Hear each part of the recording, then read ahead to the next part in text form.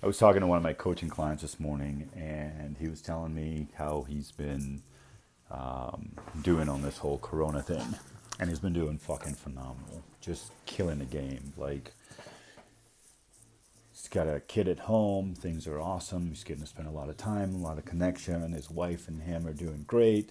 They're doing their thing together. They're doing their thing apart. They're doing the individual thing. Like everything is just jiving.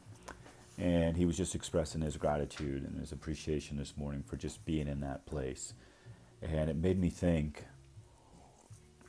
yesterday when I was at Walmart, the fucking loudspeakers outside were like, "Attention customers, you must remain 6 feet apart," and blah, blah, blah. And it felt very prison like. So when he was telling me that, it made me think of my time as a prison guard.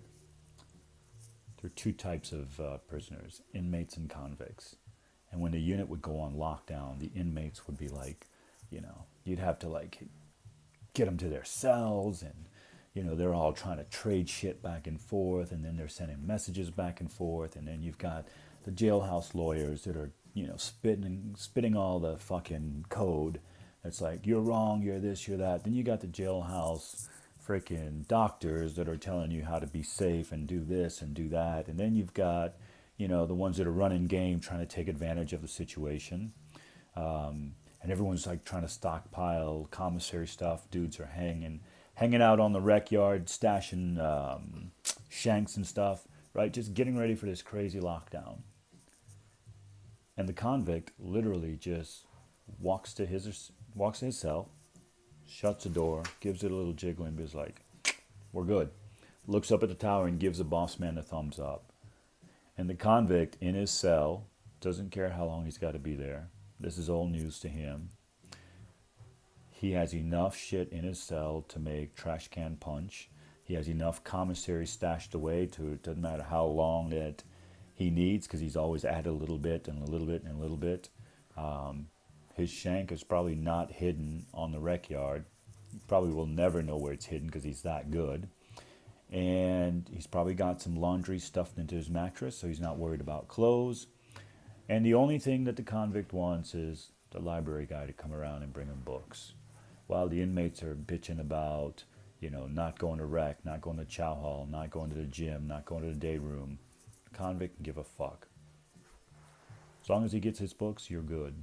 He's good, because not only is he reading and he's increasing his mental capacity, but he's finding solitude in that alone time, so his spirit is getting stronger.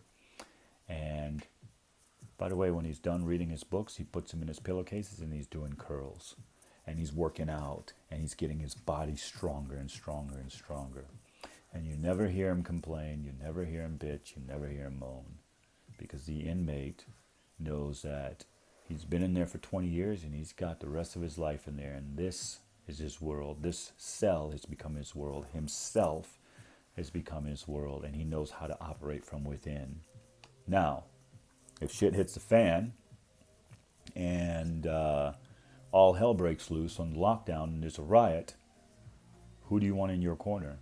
Bunch of fucking inmates or some good old convicts? I want the convict.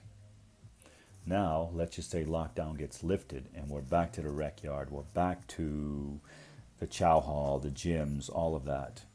Well, who do you think is going to be the king of the rec yard? The inmates or the old convicts? I guarantee you the old convicts are going to own the exact portion of the rec yard, the chow hall, the library, the gym. And they're just going to live in their own world. And none of this chaos that's going on outside can affect or break the rhythm and the cadence of the old convict. So, my client is an old convict. He's got this shit on lock.